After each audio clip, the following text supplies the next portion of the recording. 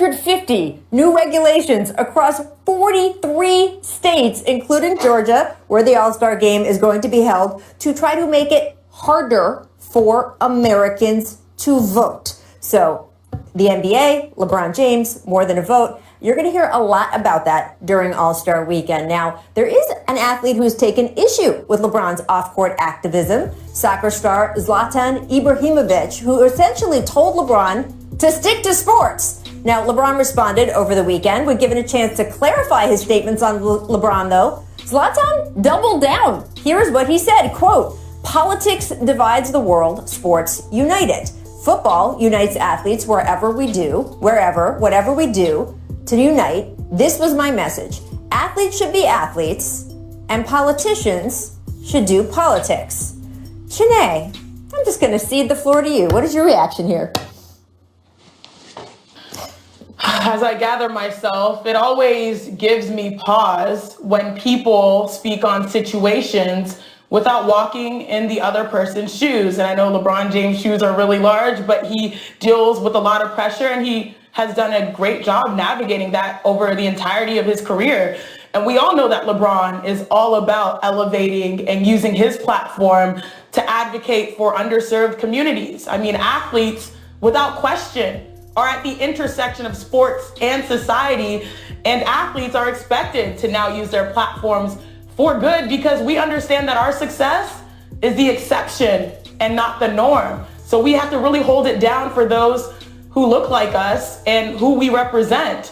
And there are very few athletes that have a bigger platform than LeBron, and he has seized the opportunity that he has earned to educate and empower, his own community, whether it's in Akron, Ohio, or Los Angeles, or anywhere in between. And I know this personally, as you mentioned, Rachel, as a member of the More Than a Vote Coalition. Yep. And so when I heard Zlatan say that, I just wondered if he has seen the amount of good that LeBron James has done when he uses his platform, instead of more so the negative things that could actually be the things that are politicized.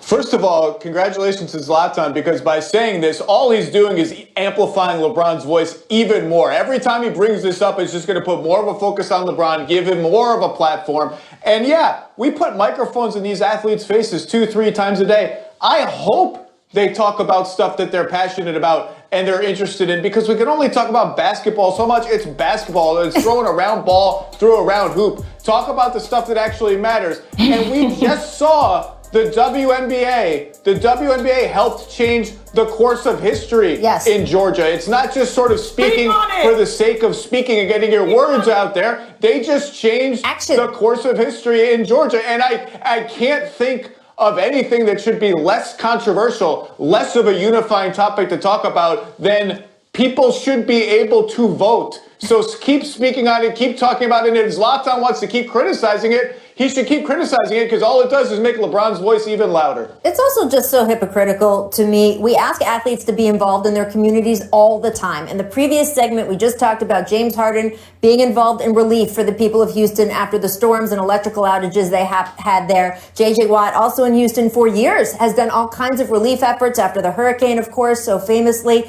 We are asking athletes all the time, go to elementary schools and talk to the kids. Be involved in making the community around you better. Well, that doesn't just stop when it comes to causes you agree with, like what happens in the climate out there. It comes to everything. And if people believe that the safety of their community depends on whether it's voting rights or gun safety or any of the other issues that these athletes are asked about, they should absolutely be involved, just like they're involved in all the other things that we want them to do. So I was really happy to see LeBron clap back. And to your point, Zach, every time Zlatan claps right back, all he does is elevate the platform.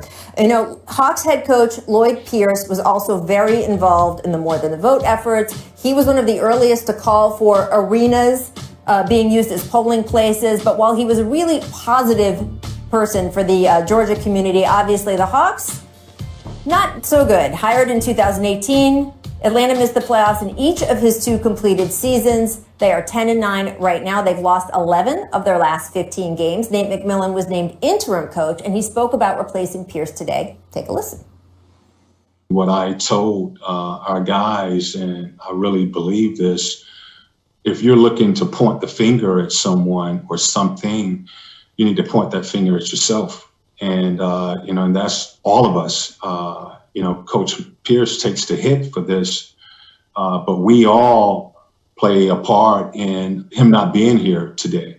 We're capable of doing better. We have to do better than we've been doing and win some games. And we have that opportunity. Coach Pierce doesn't get that opportunity. And, he takes the hit for it. But that's on all of us to improve, do things better, win ball games. Well, it's nice to see Nate McMillan get another shot. Zach, what is your assessment of the coaching change in Atlanta?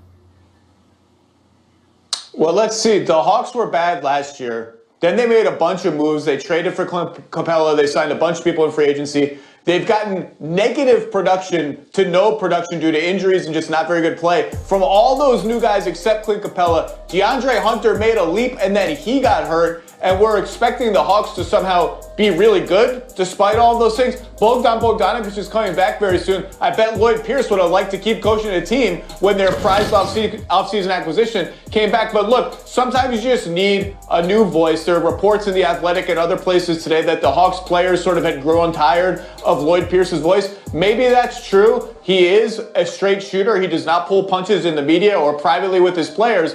But I got news for you. Nate McMillan doesn't either. Nate McMillan is a hard ass. He's going to coach them hard. And if they thought Lloyd Pierce was that way, Nate McMillan's going to be that way too. Sometimes you just need to make a change. I don't think this was particularly fair to Coach Pierce. I would have liked to see him coach the real team. But this stuff happens all the time. And like you said, Rachel, his impact on the community, his impact on the state of Georgia, that stuff is going to last. It's going to keep going. He's not going to stop doing those things.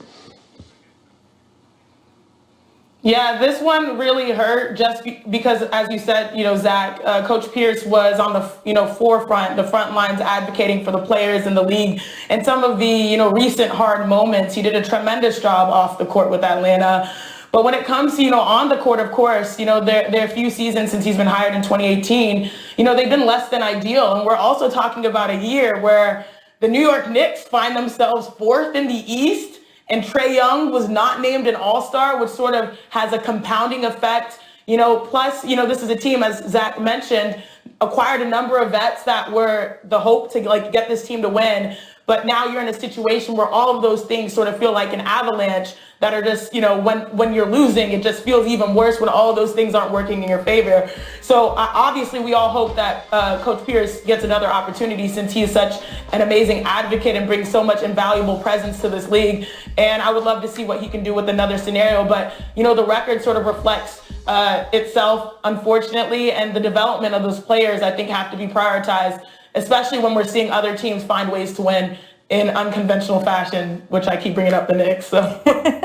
Look, Lloyd Pierce, very respected among his peers. You heard that last night from other coaches around the league when they were asked about the situation. But ownership made it so clear, so clear this past offseason, even before that, and a playoff berth was expected by ownership. They felt like the time had been invested, the money had been invested, the acquisitions, Zach, as you said. So this team not heading in that direction right now. And we know the order of things. The president of basketball operations, the GMs, they don't fire themselves, right? They fire the coach. That is the first step always in these situations. We will have to see if that indeed causes a change here or whether there will be other larger changes up the line, because I don't think ownership's goals or expectations, those are not going to change. Tanae, thank you so much, my friend, for joining us today. You are going to go off to host your radio show with Mike Golick Jr. People will be listening to that after this show. But keep it locked here for now, because coming up, the Knicks, as Tanae just mentioned, currently one game above 500. Do you buy or sell them, finishing with a winning record this season? That's coming up next in another edition of the Stat Market. First, though, here is a bite from Tanae's podcast with Rudy Gobert. Did you have a conversation with Donovan that sort of cemented the chemistry that we're seeing right now on the court?